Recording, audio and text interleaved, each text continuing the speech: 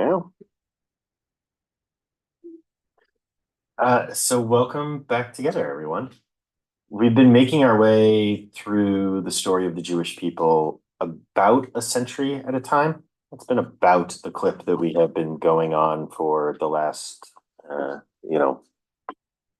2,000 years or so, leading up to this moment. And we are finally getting to what we call the early modern period. We are in the 1700s solidly today. And in fact, we'll probably even flirt a little bit with the early 1800s, which is kind of wild to think about how close we are to today. So just close the door behind me. Who are we missing? Nina? Perfect timing. Nina, do you want So let me tell you about what we're going to do today, what we're going to do next week, and then what we're going to do in the coming weeks as well. Today, we're going to be talking really about this pre-modern period, early modern period, whatever we call it. So we're going to be looking at court Jews, port Jews, Maskilim, Enlightenment Jews, and the Pale of Settlement. So That's a lot. What was the first one? Court Jews, port Jews, port, as in ports of call, not like the enriched wine. Maskilim, which are Enlightenment Jews. The Haskalah is the Jewish word for the Enlightenment, or the Jewish Enlightenment was known as the Haskalah. And finally, the Pale of Settlement, which we have probably all heard of, but we'll talk about in some detail. What about That's what we're cranberry gonna juice? Say that again, Rudy. What about cranberry juice? The cranberry juice, all kinds of juice, exactly.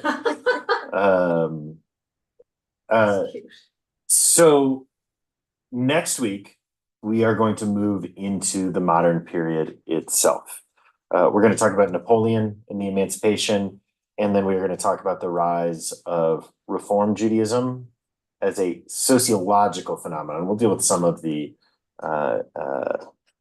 theology of it too, but mostly we're going to talk about it sociologically and the Hasidic movement in the East, which is in many ways the Eastern version of what the Reform movement was to Western Europe.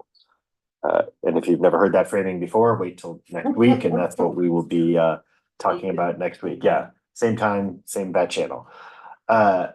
So then the weeks following that, we are going to move to Jewish immigration to the United States. We'll do a week on that. We will do a week on Jewish immigration to Israel, the Zionist movement, and we will look at the Holocaust. And then we will look at our modern moment today. And we will have told the story of us. But hopefully we are getting close to the point where, amongst other things, we can see our own Jewish ideas as mythology in the same way we've seen past generations as mythology. And similarly, as we've looked at the mythologies of past generations and really showed how the historical circumstances, the sociological circumstances, psychological realities have shaped our culture and theologies, that we can see the same things about ourselves today. So for instance, we'll probably do an entire session on the meaning of Israel to American Jews. The important part of that being that it has nothing to do with Israel. I mean, I guess a little bit to do with Israel, but really is about us. Okay. Any thoughts, questions, anything about where we're going, where we are? Nope. This will take us where up to the holidays. Past. No, this will be past the holidays. I am guessing we will be done with Story of Us by the election. I'm targeting for Mishnah Torah to begin post-election. Are we going to start over then? Exactly. Yeah. I know, but I will do Story of Us again in a year or two. Okay. We're gonna have a party. Actually, we should have a party, Rudy. That's a really good point. There is and we will learn about this obligation when we study the Mishnah Torah. But there is a halachic obligation, a siyum, to throw a party when you finish a body of study. And we did one at the end of Tractate Brachot when we finished that tractate of the Talmud. In fact, we hosted it at my house because we still weren't eating food at CRC at that point. All masks. Mhm. Isn't it funny to think how recently that was just our total reality and then how quick, anyways. Okay, so I'm gonna hit the mute all button just to get rid of background noise. As always, feel free to unmute yourself whenever you have something to say. Yeah, right, it smells good in here. Okay, so let's first for a moment reflect on the last 2 weeks that we have looked at. We really 2 weeks ago looked at the rise and decline of Polish Jewry. Something like 2/3 to 3/4 of all Jews in the world by the time we get into the late 1500s are living in Greater Poland.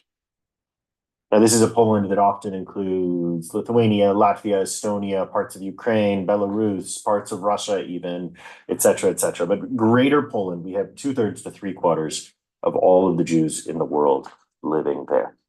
We analyze Jewish existence in Poland through a number of lenses. We looked at the rise of the Talmudist movement. And this is a movement which today is just normative Orthodox Judaism, in some ways normative all Judaisms. But the idea was that this was a period when yeshivas, as we know yeshivas, meaning big groups of study areas began to rise. And when the Talmud became the center of Jewish learning. To study Torah, once you get into this period, was to study Talmud. The Torah being different from Torah. And this continues to be the case, right? What do you mean? Suzanne, give a look. Yeah, let's talk about this. So the Torah refers to the specific collection of writings put together, 2,200 years ago, 2,400 years ago, whenever it was, that is the 5 books of Moses: Genesis, Exodus, Leviticus, Numbers, and Deuteronomy. The Torah, which you find when you open up the scroll. Torah study, on the other hand, refers to any study of Jewish text, Jewish sacred text and literature. You can have Torah study that looks at Talmud. In fact, Talmud Torah means the study of Torah, and you could have a Talmud Torah class on Abraham Joshua Heschel, or on the Talmud, or on Midrash, or all of those things in the most expansive of senses are Torah, as opposed to the Torah. Did that make sense as a sort of practical? It is during this 1500s, though, when we really see the rise of these academies, these yeshivas, where the study of Talmud becomes the center of Jewish religious observance and Jewish religious life. If you grew up Reform, just quick show of hands, who grew up Reform? You grew up Reform, you probably encountered very little Talmud and a lot more Torah. And we'll talk about why that is next week. Spoiler, it has to do with trying to be a little more like the Protestants, but we'll get there. Okay. So we looked at the rise of the Talmudic academies at this golden age of Polish Jewry, right, even known as the Jewish paradise, Poland was called for a while there. But then we also looked at the place of Jews in Polish society. We looked at the notion of Poland as being a feudal location, where serfs, most people are serfs, they are tied to the land, are separate from the nobility who own and control the land itself. So we looked at this power dynamic that existed between the nobility and the church, where they are constantly fighting over the serfs for their own power. The nobility controls the land, but the church has some lands as well, whereas the church controls the hearts and souls, at least the capitalist version of souls, of the feudal people living there. So we talked about the ways that the Jewish community is invited in by the nobility to form a middle class, an artisan class, and a class that has no loyalty to their other sort of rival power source, the church. We then looked at the ways that anti-Semitism, from blood libels to accusations of controlling the government, to all of the sorts of conspiracy theories that we think of as anti-Semitism today. We looked at the ways that anti-Semitism was promulgated by the church as a way to lessen the power of the Polish nobility, Jews always being in the center. We even looked at some of the ways that the Polish nobility put into place laws that supported the Jewish community. Right, the ways that blood libel almost 1,000 years ago, 800 years ago, was made into a crime in Poland, which seems so progressive and so pluralistic until you understand that this was the nobility's effort to push back against the church rather than any high-minded effort to protect Jews. It's hard to even talk about any of this without thinking of the Haitians of Springfield right now, but from blood libel to the way that immigrants are, anyways. Okay, so that was our setup for Poland. So I just want to pause and see if there's any questions, thoughts, reactions. Actually, the one other piece that we did as a part of this was we looked at the way that pogroms, ethnic cleansings, anti-Semitism, anti-Jewish hatred coming out of the church and the nobility, the ways that the Holocaust was not exceptional, and have tried to set that up, and we'll get there as we get to the Holocaust. Really looking at the Holocaust, that the only thing exceptional about it was that it was happening during modernity, right when the possibility of bringing to force the tools of the modern world, from early computers to the industrial world, was used as a tool against Jews, but in that way continued the exact same pattern that we had seen for the better part of 1,000 years. And in particular, we looked at that when we talked about the Inquisition not as being the pinnacle, not as being the sort of exceptional moment of Jewish destruction, but instead looked at the Inquisition as being just Spain's way of joining Europe. Okay, I saw a hand. Jason, maybe? Yeah, Rabbi Daniel, I love situating. I just love the way you've situated anti-Semitism as not just an organic phenomenon without any source, like that's really so illuminating that there's agency behind it. It was a tool wielded in a specific political climate in a specific country. There are all these actors that are eliciting that phenomenon, and yeah, it's situating like that is so illuminating. No, I'm glad that's helpful.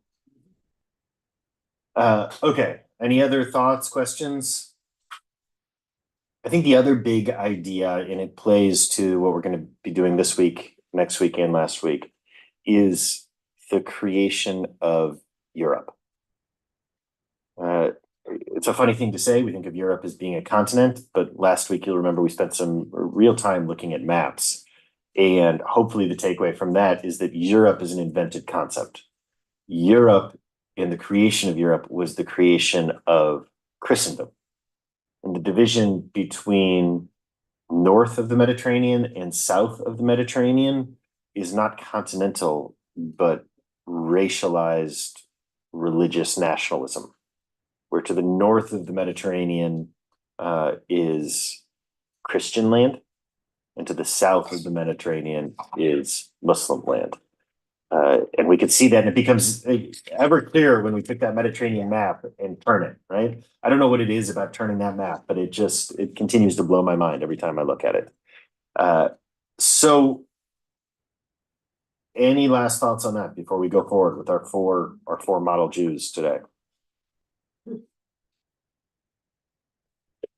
Okay, so things as we get later and later into the 1600s and into the 1700s get worse and worse in Poland.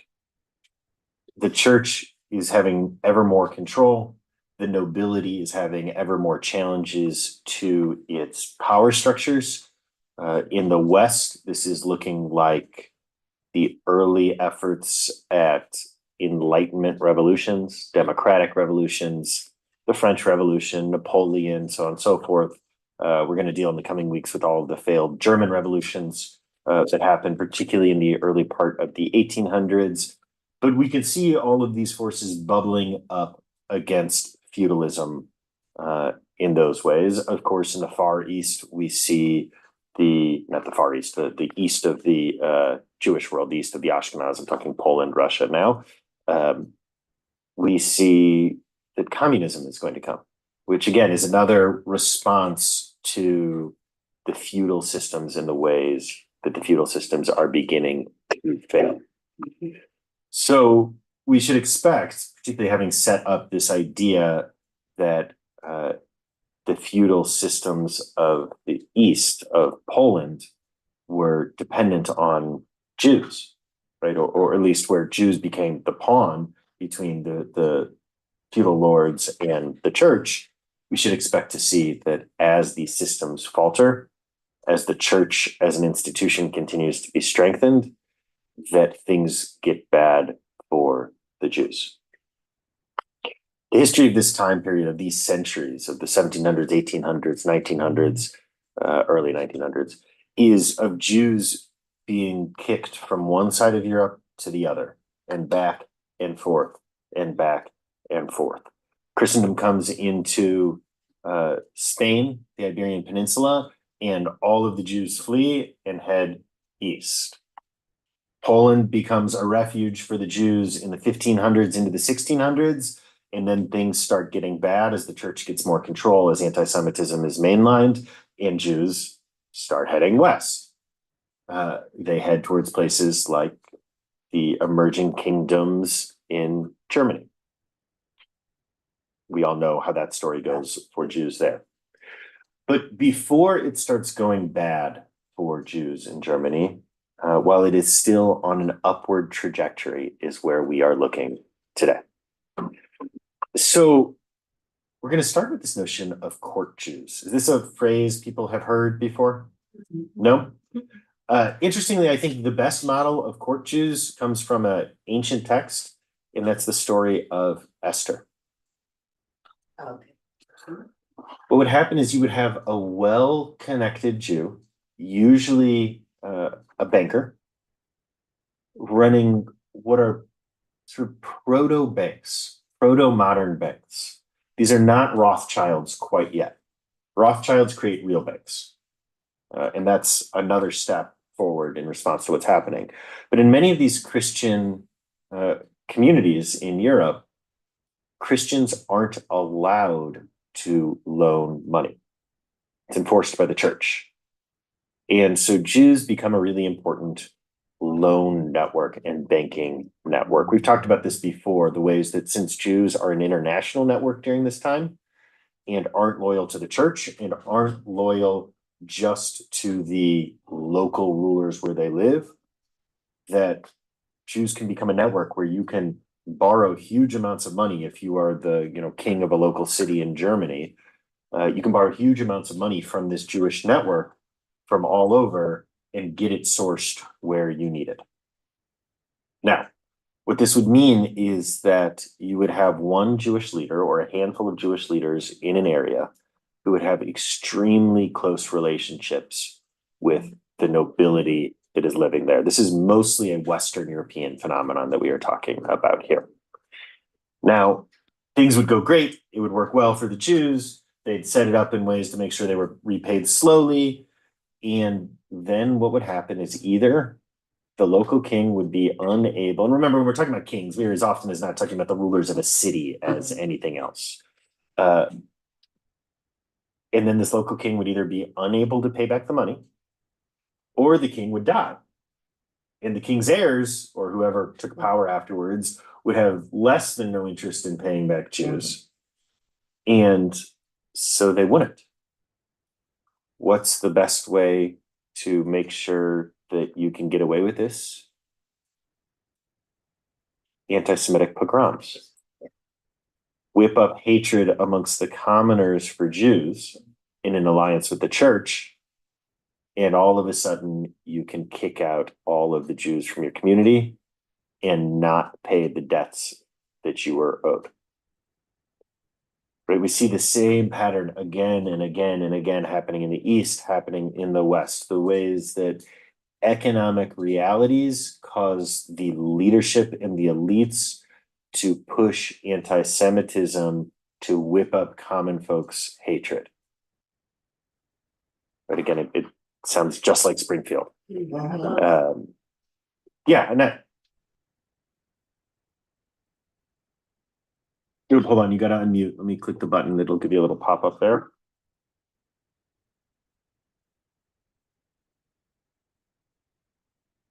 Okay, There you go. Now we can hear you. now you can hear me. Okay, why did the church not want their people to lend money? Was that a dirty kind of thing? Was that what was the purpose of that? Yeah, that's a really interesting question. I don't know a lot to that answer other than theological answers, right? There's some theological positions around not lending money that, interestingly enough, come from the Hebrew Bible. All of the three major Abrahamic faiths, actually, there are two major Abrahamic faiths, Christianity and Islam. Judaism is not a major Abrahamic faith, but all three of us, if we're going to talk about all three of us, have restrictions on usury. All three traditions have found ways around these restrictions. Judaism finds solutions earlier. One of the big solutions for Judaism, for traditional Judaism, is that there are restrictions on Jews lending to Jews, but not Jews lending to non-Jews. I don't know the history of how it ends up working in the Christian world. In the Muslim world, this is still in effect and is still in issue. But again, they found all sorts of ways to circumvent this that are the usury equivalents of the ways that we sell the chametz that is sitting in our pantries during Passover. Someone had a hand up. Marilyn. Oh, do you have some insight on this, Marilyn? Would love it. What I remember learning was about not being able to charge interest. And that's why I learned that's how Jews were handling the money. Yeah. That's what I've always heard. Yeah, I mean, that's the way I learned it. But thinking about it, there's a political piece to this. Let the Jews. I'm solidly It has convinced. nothing to do with religion. It just has which sociological group is going to be in charge of what. I'm solidly Maybe it has convinced to that do with theology not is letting always the people answer. accumulate wealth, so we're going to toss it off on somebody else. So you can be in debt. We can keep those peasants in debt. Interesting. Anyway, that's my thought. Thank you. Ray, then Marion. You got to unmute though, Ray. Let's see if I can give you a pop-up also. I'm thinking of do not a lender or a borrower be part of. Yep. Lots of traditions around this. And of course, modernity doesn't work without these systems of Marion. It's my understanding that up through 1400s, it was actually a mortal sin to lend money and to charge any interest at all. And then when the Venetian states started to get more interested in beginning banking and they were moving out and making their mercantile connections, they found some ways around it.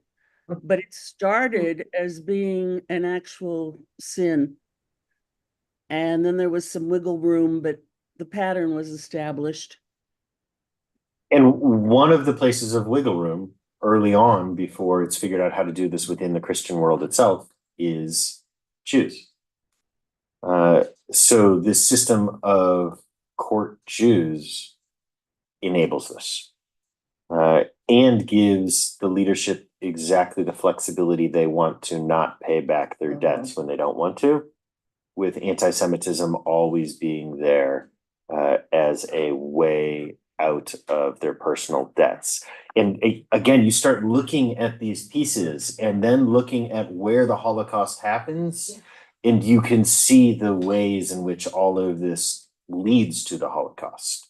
The Holocaust is not exceptional. We like to tell the story of Germany, being a promised land beforehand, but it's only for a moment, in the same way that Poland was. Mary, did you have more? I'm sorry. There's a story that St. Louis, our St. Louis, the guy on the horse, Who burns the Talmud? Yep.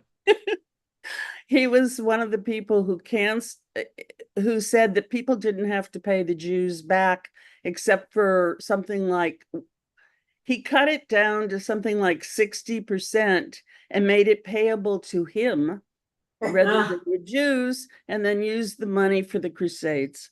There you go. It's Well- like this ultimate wonderful example that brings it to St. Louis for me. And the other piece that goes along with that perfectly is he's also famous for having these big book burnings of the Talmud. Yeah. But all of a sudden, if you understand his book burnings of the Talmud as being a way to whip up hatred against Jews so that he could get out of the debts that his government owed to Jewish bankers, all the pieces make sense, right? You see the ways that they connect. You see together. the other hands up, right? No, where was the other hand? Right there.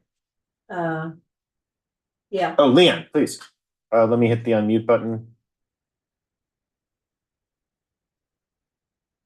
Oop, hold on, Leon, you gotta unmute yourself.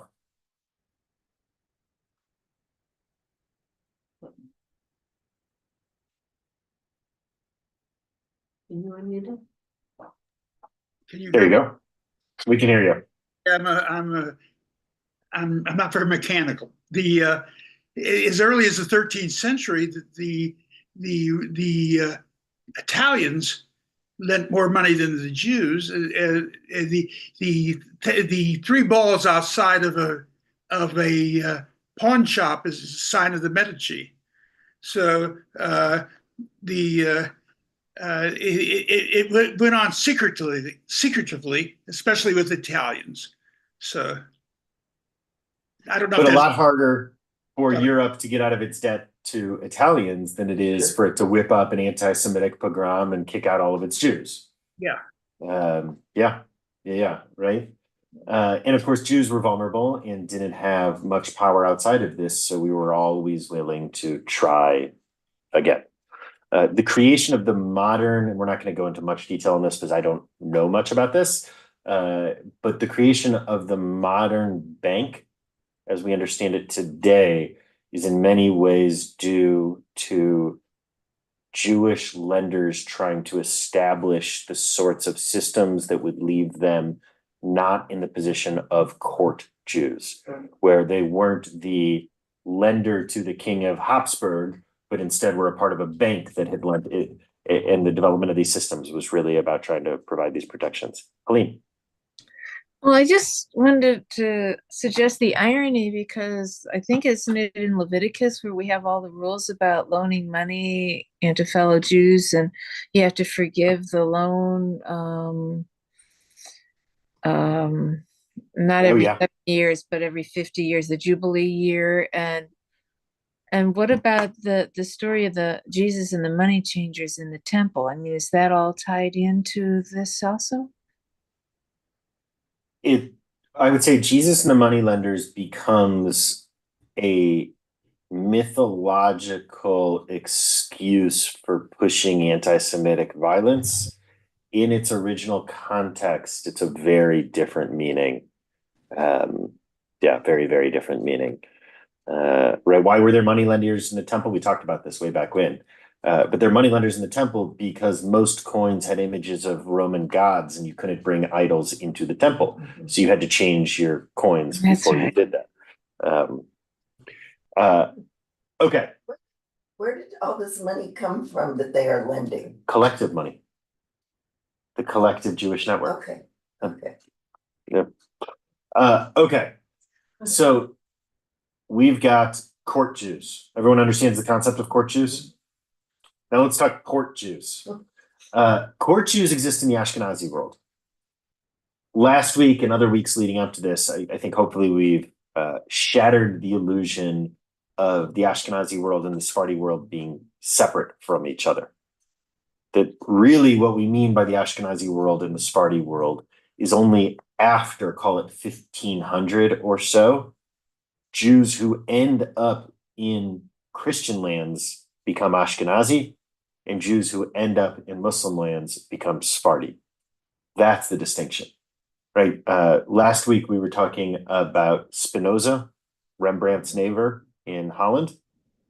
Well, Spinoza's family were Sephardi in the sense that they were exiles from Spain.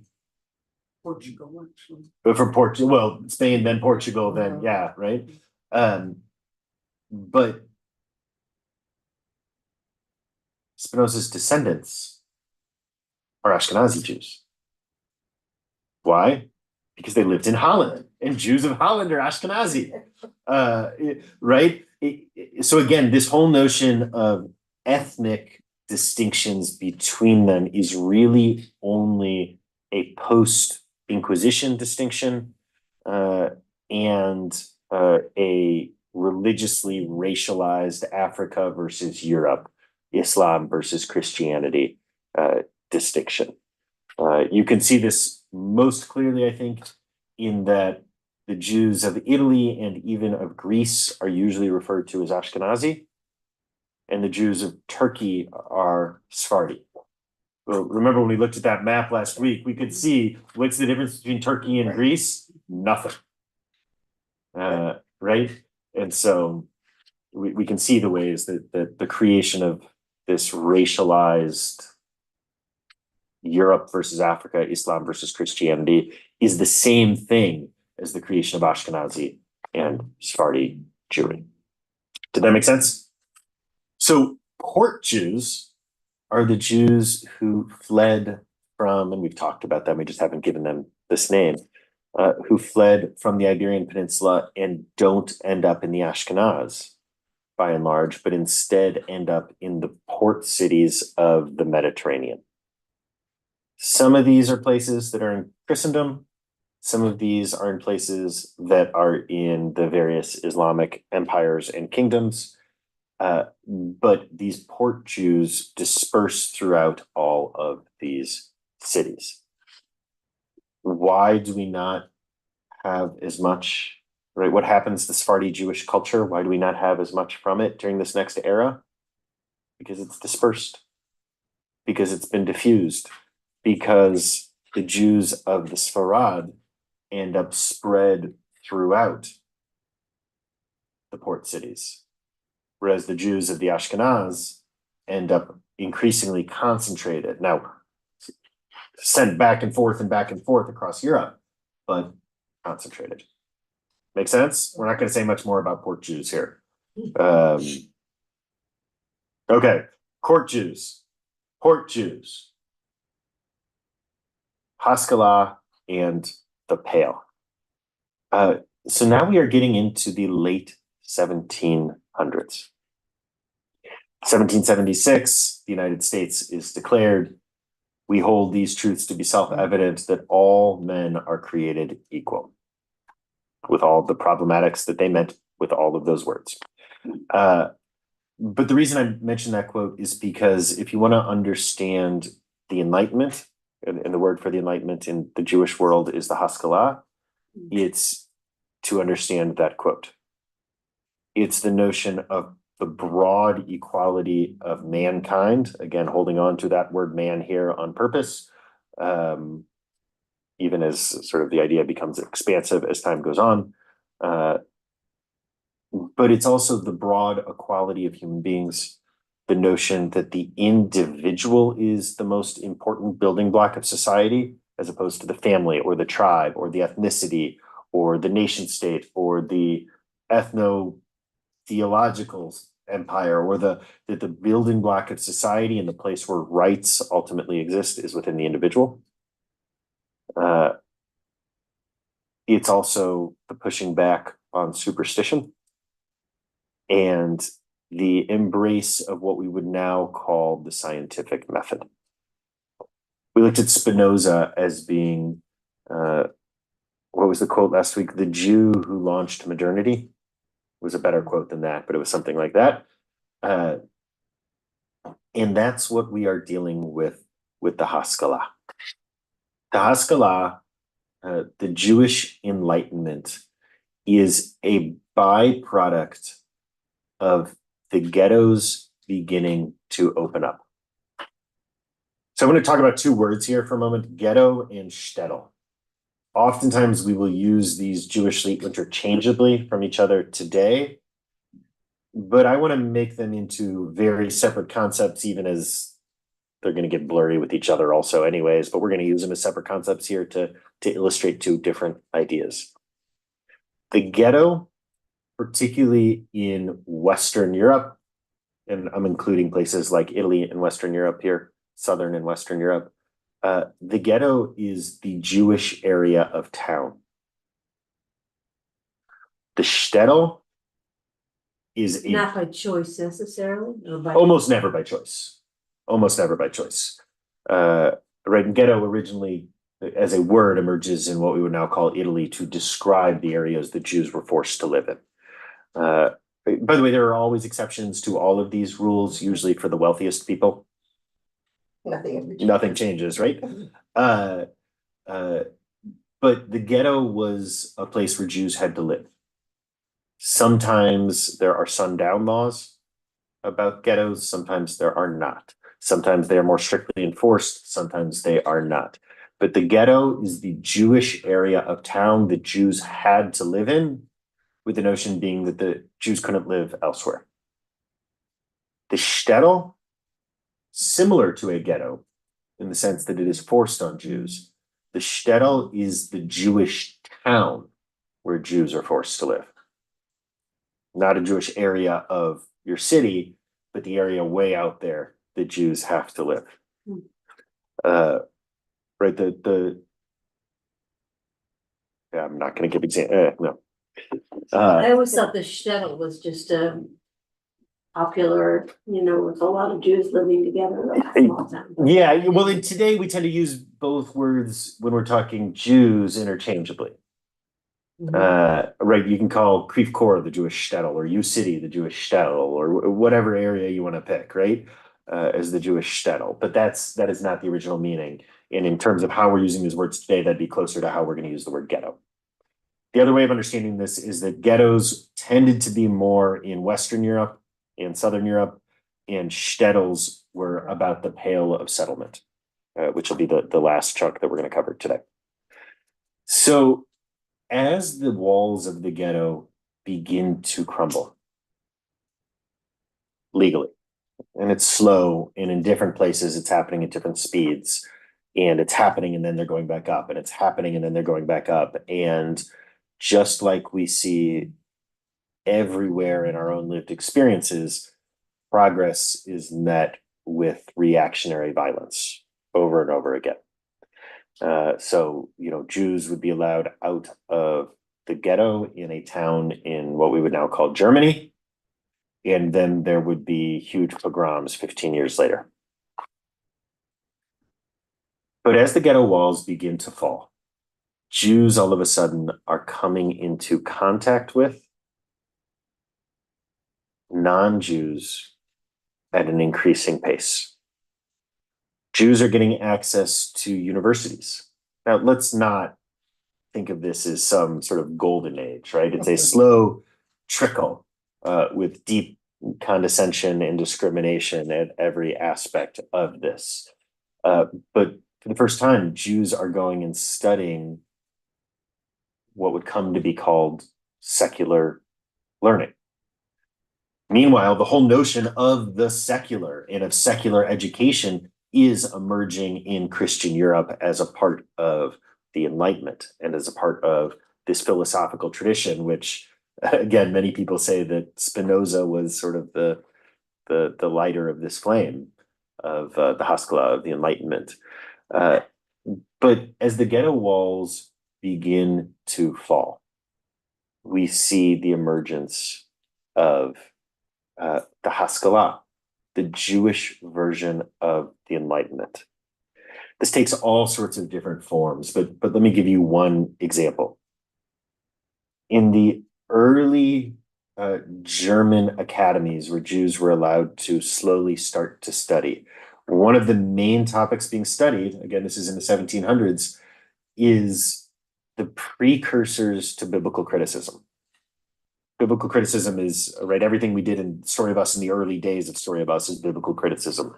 It's looking at the Bible as a human-made document from various contexts and sources and cultures and trying to understand it within those frames. Folks aren't ready for biblical criticism during this time. But what they are ready for is Talmudic criticism, right? Jews all of a sudden are coming into the academies at a trickle. The Talmud is becoming available in some of these academies. Jews start being the subjects of study because it's a lot less problematic to, start pulling apart these weird Jewish things than it is to pull apart the Bible. And so the Talmud becomes a source for academic critique. So remember before I said, I had the show of hands who grew up Reform. If you grew up Reform and your knowledge base was overwhelmingly about the Bible and not about the Talmud, a lot of that has to do with the fact that the early Western European academies, where the Reform movement ultimately emerges from, and we'll talk more about this next week, come out of places that were willing to question and tear apart the divinity of the Talmud, but not the Bible. We are the inheritors of that legacy, which has almost nothing to do with anything that is culturally relevant to us today. And yet, if you grew up Reform and grew up with Bible stories as the basis of your education, that's why. I want to pause for a moment, get any responses or reactions.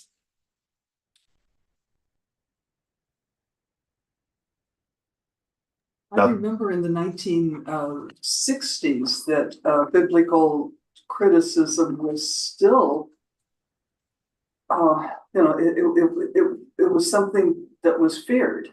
Oh, yeah. I mean, this is very recent that, it's been open. Yeah, yeah. One of the really interesting things is there's a whole period from, call it the 60s through the 80s, where every rabbinical student in left-wing orthodoxy, all the way through conservative, all the way through Reform, is learning biblical criticism and being told never to teach it. Okay. Yeah. Don't talk about it. Yeah. A similar thing happens in Christian seminaries today, to a large extent. John. The academies that you just referred to, are those Jewish academies or? No, non-Jewish academies. The Jews are very slowly being allowed into. These become names like Moses Mendelssohn and folks like that that we're talking about here. Okay, thank you. Marilyn. It's interesting that in Catholicism, it wasn't until the 20th century that laity were allowed to read the Bible. You might have a Bible in the family where you wrote down baptisms and confirmations and weddings and stuff, but nobody read it. Yep. It was Pius XII that got people to read the Bible, and we have finally an encyclical. But I remember Eden learning all of this early stages of biblical criticism, but it was focused on the old, what they call the Old Testament. So it's a safe place to do it. Nobody messed with, is there really a resurrection or any of that other stuff. There you go. Much later. And those people were all pretty much silenced until Vatican II. And so you can even see the continuation of exactly what we're talking about. The Talmud is the safest critique because it's totally outside of the tradition. if you're, a Christian / secular location. And then the Old Testament, the Hebrew Bible is, the next safest one, and then you don't touch the New Testament. Yep. John. Just one comment on what was just stated about in Christianity, not studying the Bible that much. I know for a fact in the Catholic Church, and this was even up into the 60s, the message was by the priest, we really don't want you reading the Bible by yourself. We will tell you how to interpret it. And then after the 60s, I don't know just exactly when, that began to change within the church to be more lenient on self-knowledge or Well, right here too, we can follow this theme that we've had over and over again, that theology is always downstream of politics, and look at the ways that the Catholic Church letting people read the Bible, encouraging people to read the Bible, is a move against the encroaching forces of the Protestant Church. And then you can go back a step before that and see the ways that the Protestant Church encouraged reading the Bible directly and not having it mediated by the Catholic Church is a power move against the Catholic, right? So we can see all of these ways that theology is always downstream of politics. And it's easier to see in the past than it is to see today. Don, it was Vatican II, the council in the 63 to 65 that caused that change. Yeah, exactly. Thank you. Okay, I want to bring up our last piece, court Jews, port Jews, Haskalah. We're going to do a lot more with the Haskalah next week when we start talking about the emergence of the Reform movement. And in the East, pork Jews. People keep hearing me port with a T at the end, as in living in the port cities of Europe, not the pork centers. Yeah. I thought you were going to talk about Jews who didn't keep kosher. Yeah. Well, now we'll go off on another tangent, but speaking of the ways that, we find these ways with usury, we find these ways with everything. There's a law that pigs may not be raised for pork on the land of Israel. But they're curly tails covering. On the land of Israel. Oh. So they build platforms that the pigs live on, so that they're not on the land of Israel. Really, this is not, I am not making this up. I love all the ways you can fool that. Right, it's, yeah. Then you think you're not getting in trouble. But they used to be called curly-tailed chavarim. Curly-tailed chavarim of the kibbutzim. I like that. That's what we were told in 1968. Yeah. The other sort of slang in Israel is basar levan. It's white meat. Basar levan. Anyways, okay. Yeah. So the Pale of Settlement. The Pale of Settlement really emerges towards the end of the 18th century, the end of the 1700s. Basically, you can think of the Pale of Settlement as existing from the time of the creation of the United States until World War I. That's basically the time period of the Pale of Settlement. What's happening here is that Russia is moving westward as a part of its empire. And Russia is all of a sudden encompassing much of what had previously been Poland. Now, a whole bunch of those Polish Jews, if things have gotten bad, has gone west from there and ended up in Western Europe, in sort of the early Germanic states. But those who are left all of a sudden are controlled by Russia. Now, Russia's not sure what to do with all of these Jews, but they also know that they need to hold these Western parts of their empire. So what they do, beginning with Catherine the Great, by the way, is the one who establishes the Pale of Settlement, is to say that Jews can only live and do business in these areas. Interestingly, for many Jews, things have gotten so bad in Poland that this expands their economic opportunity. It doesn't limit our economic opportunity. All of a sudden, there's a much greater region where we can live and do business than we could before.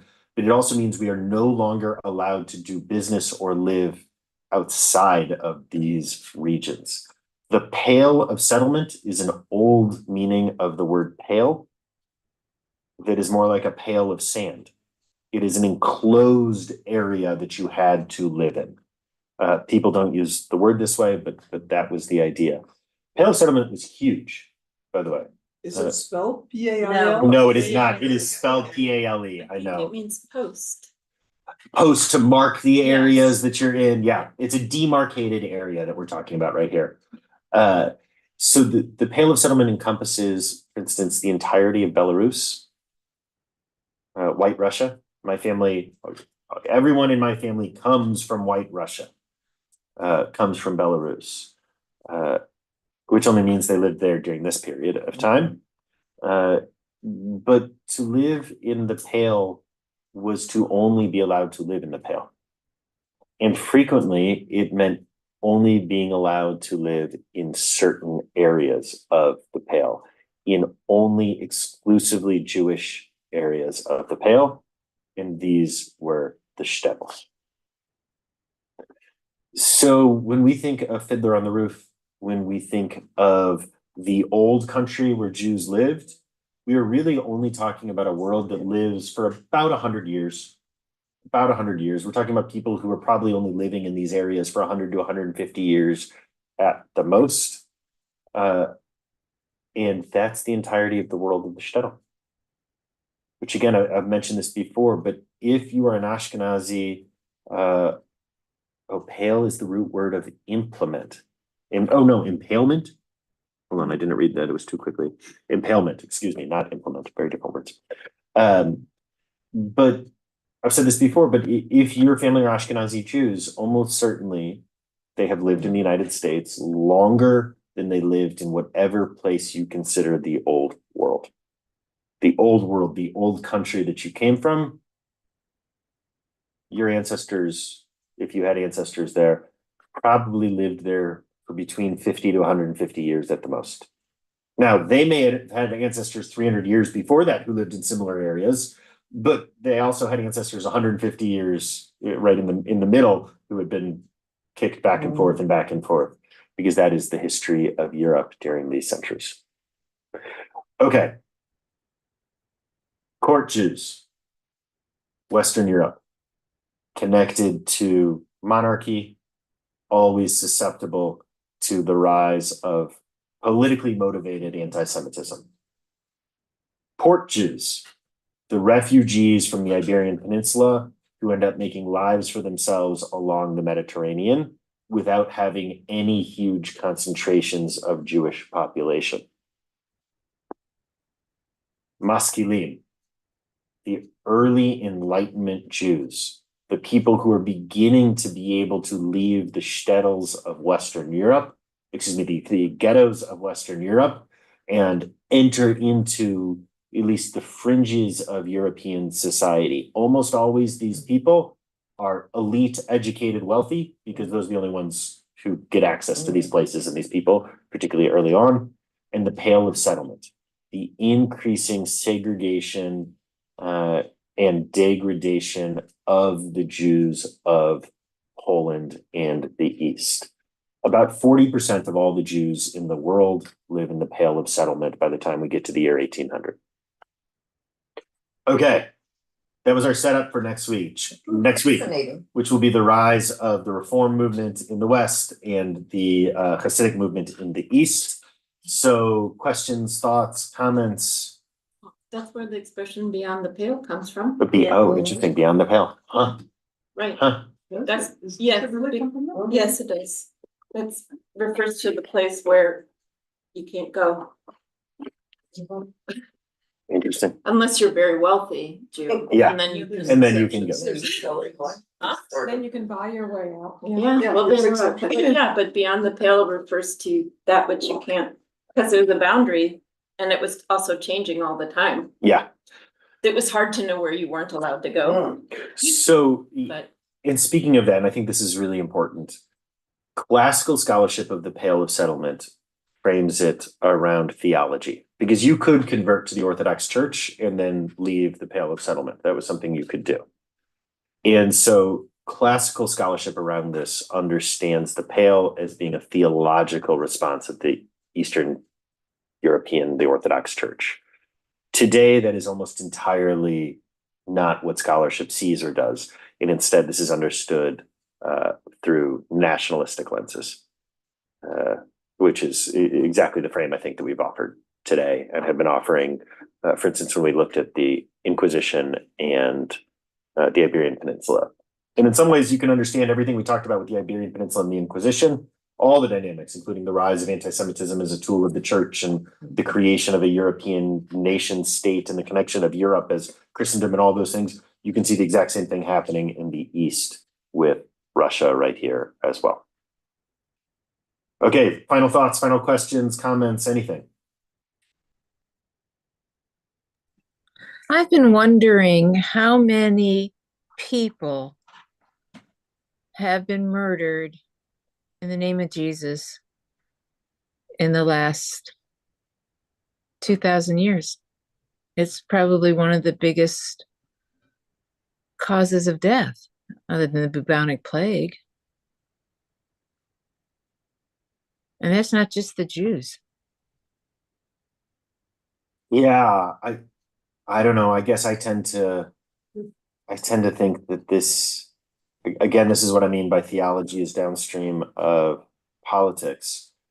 That if it wasn't Christianity, it would be whatever other religio nationalism would have taken its place instead.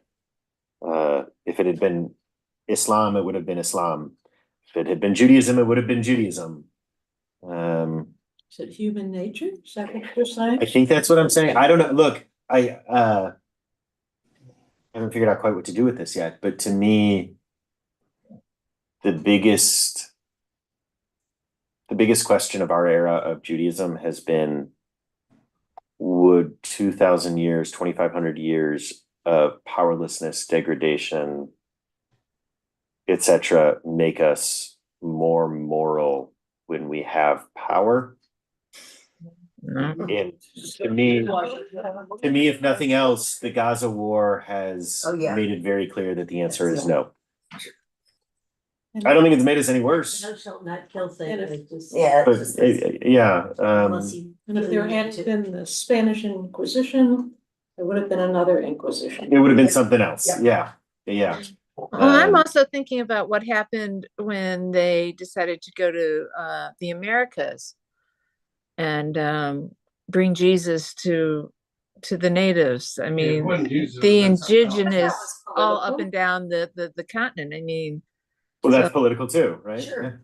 oh, By the way, and we'll get there when we talk the Americas, but by the time we are talking about now, there are probably 5,000 to 7,000 Jews in the Western Hemisphere, somewhere along that line, with most of us still being in the Caribbean, which I suggest we Try again. Go back. So, You just like the beaches. yeah, as has been pointed out, Costa Rican congregation is the same initials as Central Reform Congregation. So, you know, that's where my dad wants to go. He over and over again talks about Uruguay. He's been for years, he's been talking about Because that. it is a really modern country that no one knows about. There you go. I thought it was like, you know, the Missouri of, or the St. Louis of South Well, America. don't. Okay, we'll see everyone next week Don't spread the word. in Uruguay. We'll see.